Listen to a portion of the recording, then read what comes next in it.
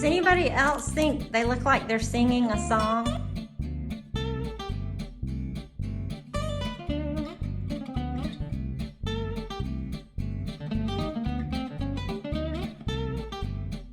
Hi friends, happy October. I am so glad we're in the month of October. The temperatures have started to decline here in Florida, which is so good because we're like the last people to see fall leaves and autumn and all that.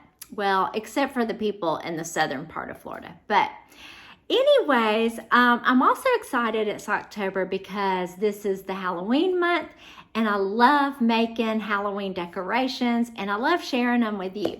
So today I am sharing something that I made actually probably a month ago, and that are these cute ghosts, air dry clay ghosts that light up.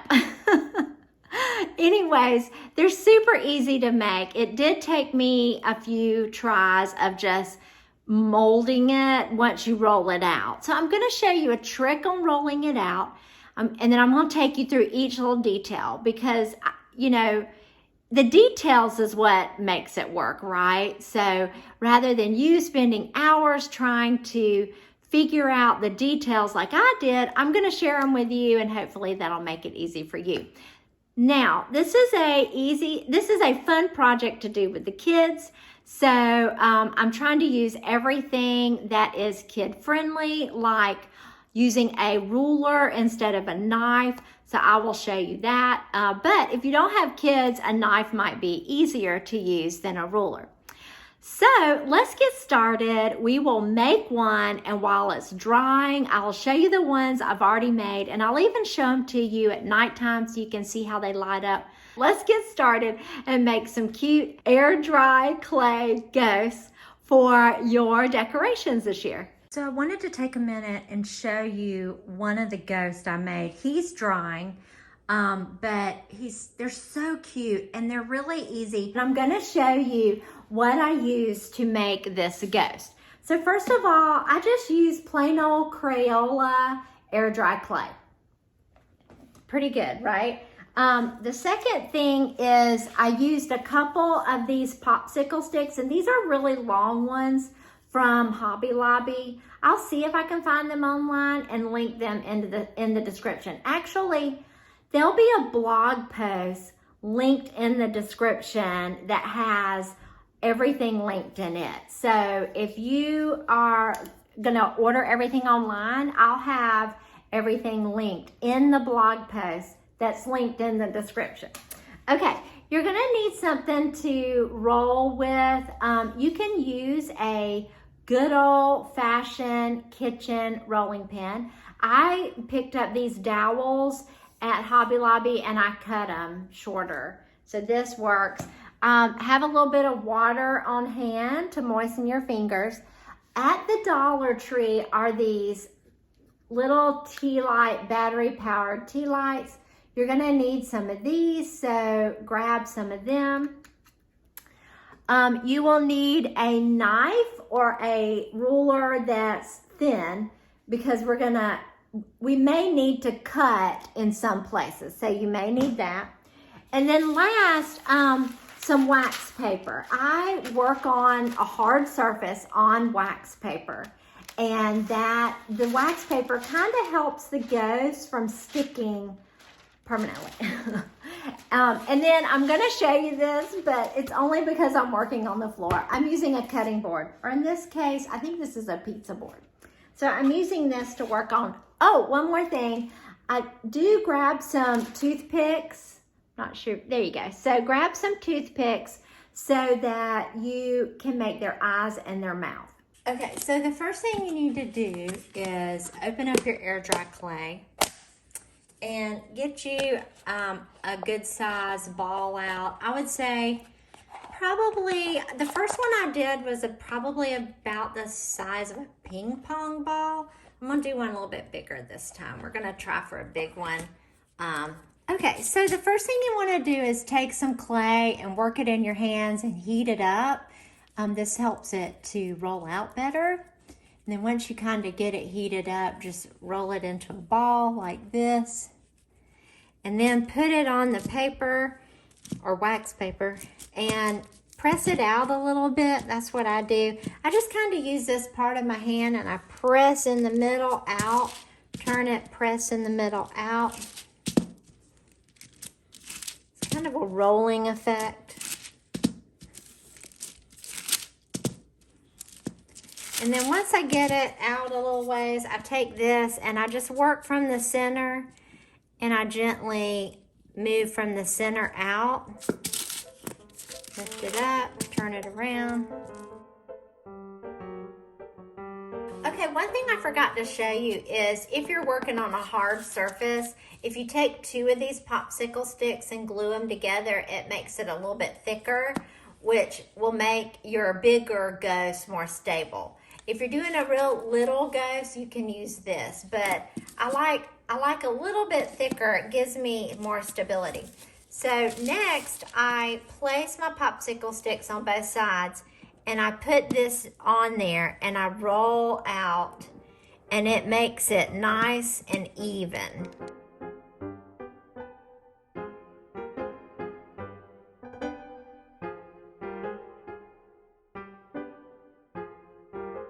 Okay, so this is nice and even.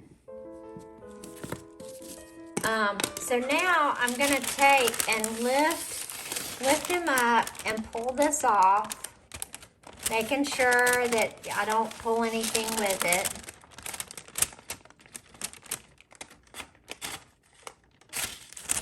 And I'm actually gonna use this side rather than this side because there were some uneven places over here. So I'm gonna put this back down and I'm going to just gently smooth this out. I'm not putting really much pressure, just a tiny, tiny bit to smooth out some of those wrinkles from the wax paper. All right, so for the next part, you're going to need this close by. So make sure you get your little tea light close by. Let's pick him up. And we're basically we're gonna fold him like this direction. See how I'm folding him kind of in at a triangle? So you're gonna fold this side in and you're gonna fold this side in. So you're making like a teepee. See how I'm making like a teepee with it up at the top? And then once you get it folded, however wide you want it, you take your finger in here and you pinch it.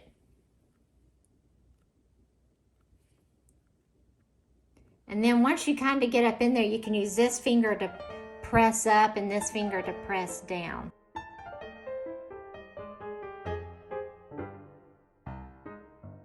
So we've got his basic cone shape. See his shape? Now, if you sit him down, he sits like this. So now we got to sit him flat. So what I do is I lay him down like this and I cut the bottom off of him. And this is where this ruler comes in handy if you have kids. If you don't have kids, you can use a knife, but you just kind of sit him down and you flatten this out. So we're gonna take it off in pieces so I can show you. Okay, so I've flattened him out somewhat. He's not perfect. Let me get this little corner here off. You just kind of move him around and look at him and get these little corners. So see how it looks more even all the way around? Okay, so now if you stand him, he's definitely leaning. So we're gonna move this up on my coffee table because at this point, you need him eye level. You're gonna need your water close by and your tea light. So I like to make sure my tea light fits right away, and it definitely fits. You can leave that in there or leave it out. And he's leaning this way, so I wanna try to get him to lean that way. So I'm going to trim a little bit off of this side over here. See, okay, that helped a lot. So at this point, I want to lean him forward. So basically, depending upon which direction you want to lean him, just kind of pull his skirt out. and lean them that way. So I just keep pulling until I get it where I want it. Once I kind of get that, I make sure it fits again, and I just kind of, and sometimes I'll just leave that in there. Now, next you want to start doing this cone, and what I do is I just start pinching it together. And everything I do is slow. And once I get it pinched together, I then pull just a little bit as I'm pinching.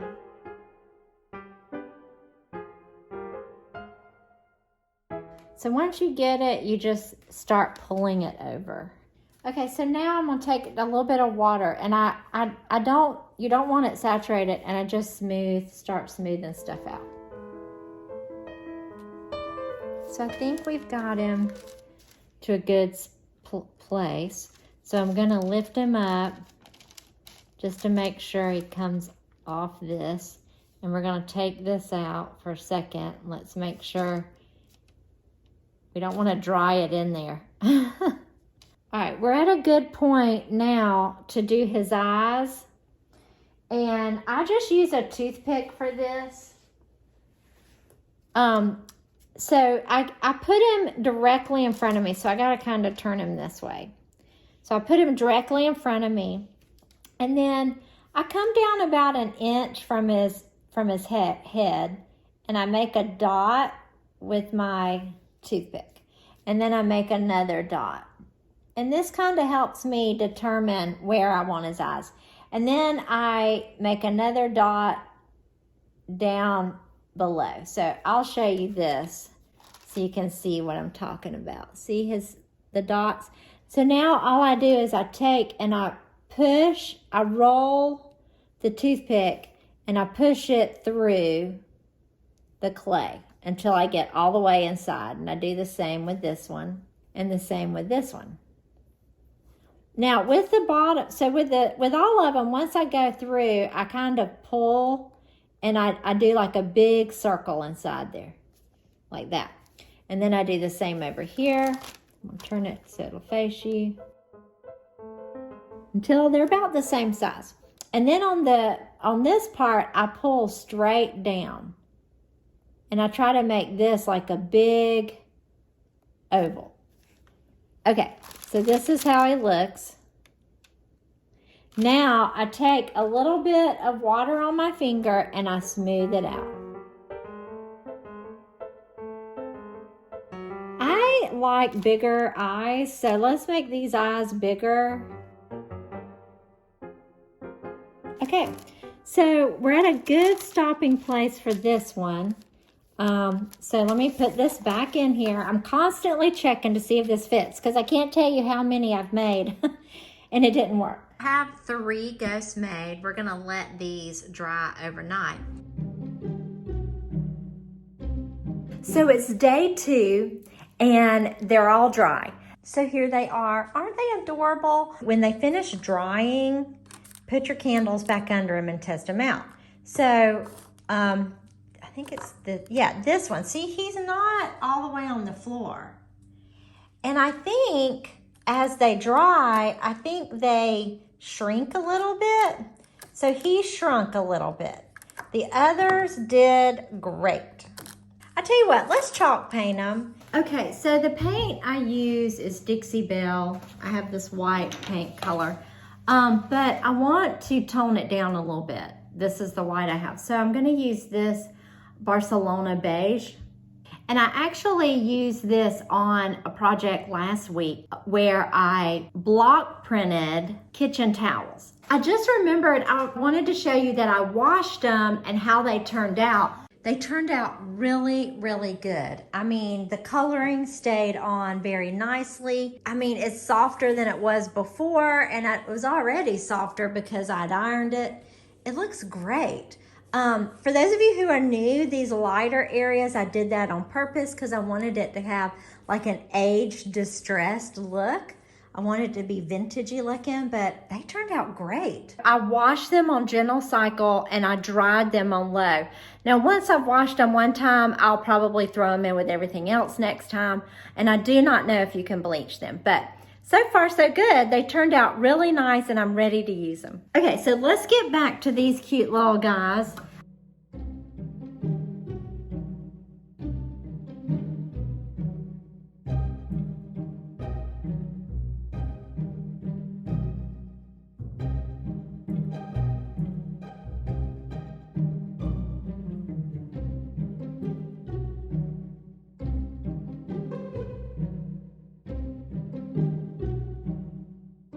It is actually day 3. After painting them, I took off and ran some errands and never got back to it. So we are going to decorate with them and I'm gonna show them to you here all dry and ready to go. Their faces crack me up. It's like I almost feel like they're singing.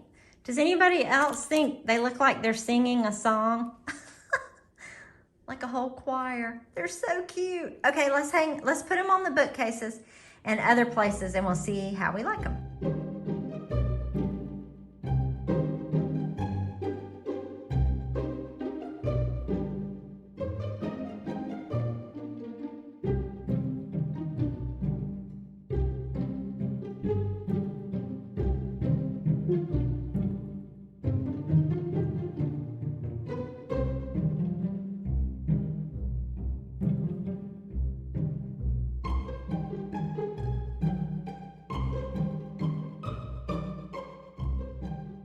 Okay, so I finished doing the bookcase. So now I'm gonna take it into my kitchen and decorate the hutch. And I think this is gonna be a great one because Hannah has an idea that I'm gonna add to it.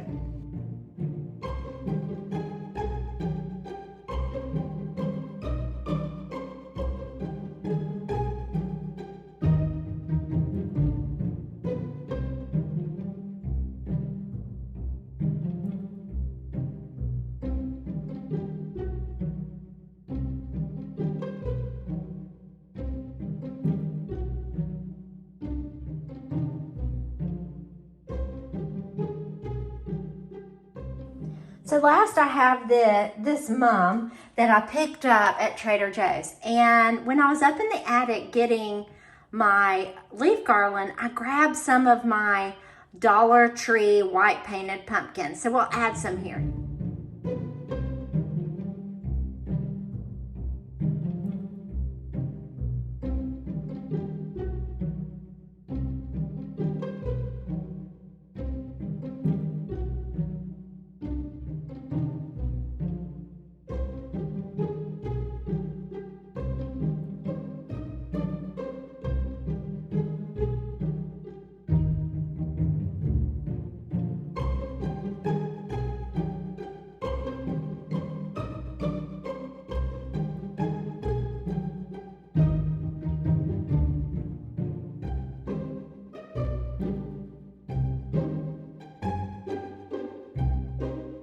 It's starting to get dark, so let's go light them all and I'll show you how they look at nighttime.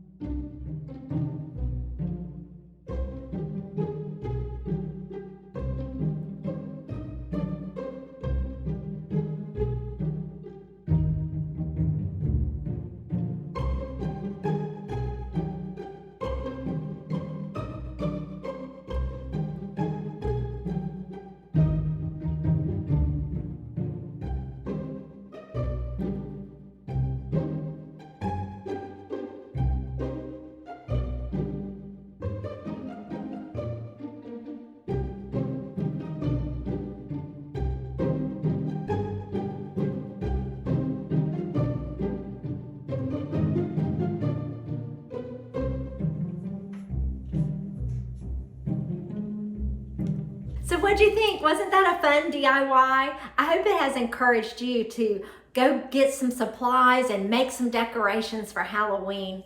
I want to thank you so much for coming and joining me here today.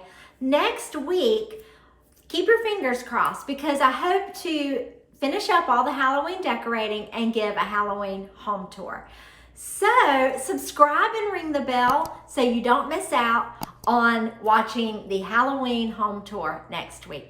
Again, I want to thank you so much for joining me here today. I hope you are having a wonderful day and a wonderful October, and I'll see you soon. Bye.